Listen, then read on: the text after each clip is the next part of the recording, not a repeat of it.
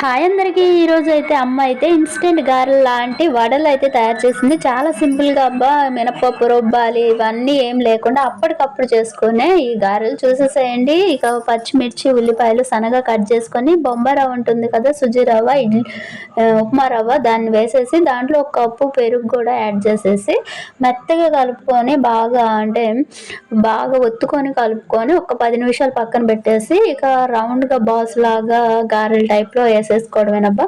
చాలా అంటే చాలా ఈజీ. దాంట్లో తగినంత ఉప్పు, జీలకర్ర, కొంచెం వంట సోడా కూడా వేసుకుంటే బాగుంటుంది. మంచిగా అయితే పొంగినట్టు వస్తాయి అన్నమాట. చూడండి, ఇక ఇలా హీట్ చేసుకున్న ఆయిల్లో గారెల్లాగా అయితే వేసేసింది. చాలా అంటే చాలా బాగున్నాయి. అచ్చం గారెల్లానే అయితే చూడడానికి ఉన్నాయి. తింటే ఒక డిఫరెంట్ టేస్ట్ అనమాట. చాలా ఇన్స్టెంట్గా అయిపోయినాయి. ఒకసారి తప్పనిసరిగా మీరు ట్రై చేయండి ప్లీజ్. మన వీడియో